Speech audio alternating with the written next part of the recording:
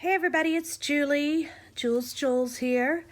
I am here to bring you another installation in the July Faith Art Box from Creative Retreat Kids. And I'm going to use both the Faith Art Box and some of the printables that are available in the Creative Retreat Insiders Facebook group. So I printed it off two to a page. So if you print it off just as is, it's going to be twice the size. But I printed it off two to a page, so it comes off half the size. I like to do that. Sometimes I make it really big, the regular size, and then sometimes I like to make it smaller. I wanted these words smaller, so that's what I'm going with. Now, I print it on paper first so that I can cut out the pieces and then just kind of play around and see how I like the placement. And you could even use these, depending on your purposes, what you're wanting to do. But I printed these off on clear sticker sheets, and that's what I'm going to use today. We're going to be using some Distress Oxide inks. I am going to be working in my illustrating Bible so that I have a larger page to work with, and you could just make it work for you however you want to do it. So I'm going to go ahead and put us on fast forward and we'll get started.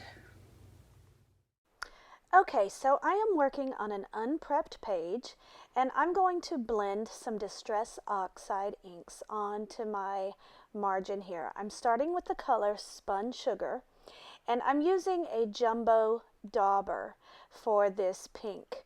And you can see, because of the rounded edges of this dauber, you get a really smooth blend. Now I'm moving to the ripe persimmon, and because I've already got a Ranger blending tool with this color, I'm just using that one, the blending tool, and you can see you don't get as smooth of a blend, but I'm not too worried about it. But if you're in the market for any blending tools or daubers, I do recommend the sponge daubers, because as you can see, you just get a smoother blend. And now I'm moving on to peacock feathers. These are the three colors, and I think they go really well with the colors of this kit. So I have sped this up. I think it's 4 times the speed just to make the video go quicker. And so I have just made 3 different blocks of color here. So I blended those. Now I've spritzed them with water, and I'm going to dry that a little bit. Now I'm going to pick it up with a paper towel, and you can see how the Distress Oxides, they oxidize with water. They react, and so they leave these little spots. Now I'm going to come in and do a little bit more blending, and I'm putting some color down on some clear packaging, and I just blend that a little bit. I paint with it, I spritzed it, made it wet. I'm doing the same thing with all 3 colors. I'm drying in between. I stopped for a second so I could remember to dry. Okay, so I put some ink on the packaging, and then I spray it to make it wet so I can actually kind of paint with it. And then I just splatter, I splotch, and I smush. I'm just getting some mixing of the colors, some layering of the colors. You can see when you use these and you dry in between, you can build the layers upon layers. Now, what I'm going to do here, I'm actually going to do kind of a mountain scene, and these colors, the way they're blending here, it's going to look kind of like clouds. It's just kind of a different look. You can see that it does shadow through on the other page on the back. Now I am ironing my page. I have a very low setting on my iron, and I do put paper in between. Okay, so I'm pulling out the stamp, the mountain stamp from the stamp set, and I'm going to do some masking.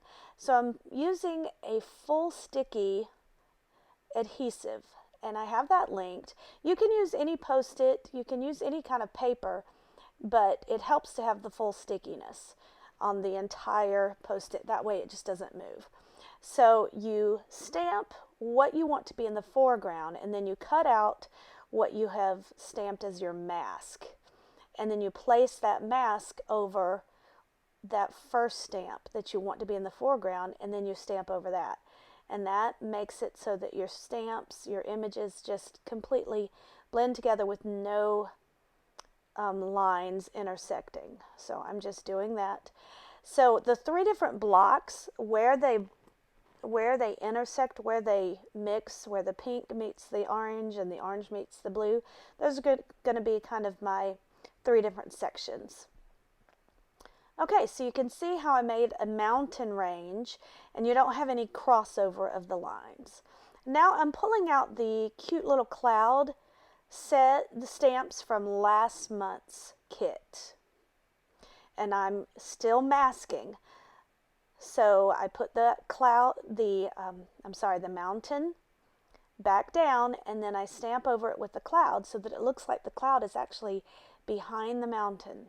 So when you move that mask away, because the paper, the mask is actually receiving the stamped image. So when you move it away, it looks like it's behind the mountains. I think it's really cool. That's masking. You can make it look like it was supposed to be, like the images are together. Okay, so I'm here in Jeremiah 29:11, and Jeremiah 29 verses 10 through 14. And this is one of the passages that the devotional takes us to. And the whole devotional is about the journey that life is. That life is a journey, and God takes us on this journey. It's a great adventure. So on screen here, I have pulled out the printables that I wanted to use, and I've cut them out, and I'm using the ones that say journey, mountains, and valleys. And then I'm going to use stickers to finish up my title. So my thought here is, and my title is going to be Life's Journey is full of mountains and valleys, or has both mountains and valleys. This passage is one that we use a lot. It's used at graduations. It's actually one of my favorite verses, where it says, the Lord says, this is what the Lord says, for I know the plans I have for you. They are plans for good and not disaster, to give you a future and a hope. I mean, that is an amazing verse, and one that I cling to when things aren't going my way, when I'm in a trial, when I'm in a waiting period, that God's got plans. So it's just a very wonderful promise that God's got me. God's plans are great, and His plans are going to work out. And it's something that I have to cling to. But that's not the whole story here. When we look at the context, you can see here on screen that I put that bicycle down. I didn't really like the placement. I tried to pull it up, and then I said, nope, I'm going to rip the page, so I'm just going to go with it. I wish, as I was doing this, I ended up wishing that I hadn't used the bike, but it worked out. I made it work. So you just go with it. It's one of those life journeys that's, full of mountains and valleys, highs and lows. So, and I'm using some of the stickers. Again, you'll just watch me do some placement here. So back to the passage. Jeremiah here is a prophet, and he's writing actually to the exiles who are in Babylon. God is speaking to the exiles. Now, if we consider our lives are, we may have problems, and sure, we have lots of problems. Sometimes our lives are, pretty bad. There are things that are going wrong in our lives, but most of us are not in exile. And God was talking here to the people in exile, and He said, for 70 years you will be in exile, but then I will come and do for you all the good things I have promised, and I will bring you home again. So they were in a valley, they were in exile, And then he said, then I will come for you and I will do all those things and I will bring you home. Then he was going to bring them to a mountain, that metaphoric mountain.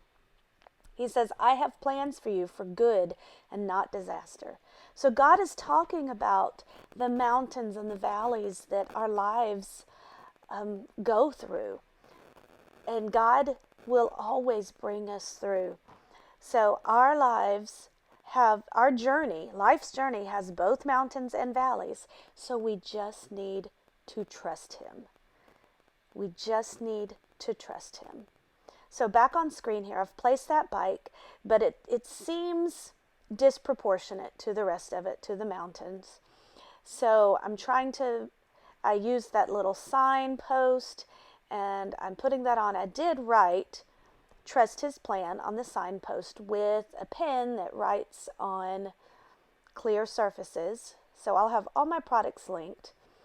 And I put some of the enamel shapes down underneath the bike to, I had it a little wonky and crooked, and so I thought maybe that'll help it. So I'm trying to put something down at the bottom. I'm just trying to figure out my placement here.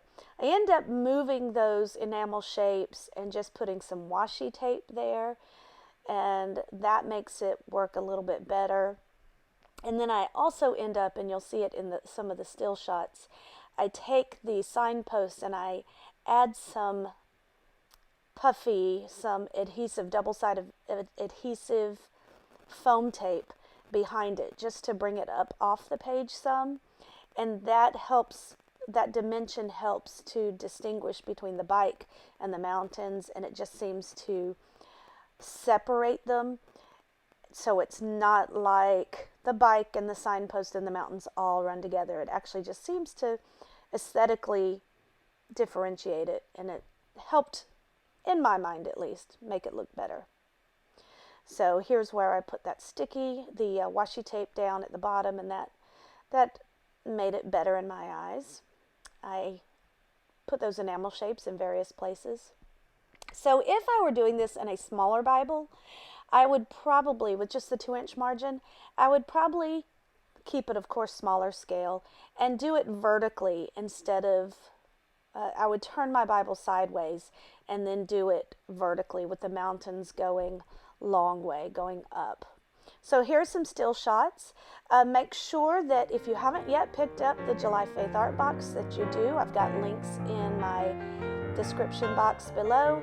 And if you have any comments or questions, then leave them in the comment box, and give this video a thumbs up if you liked it, if it inspired you, and come back and join me next time. Thanks so much. Bye-bye.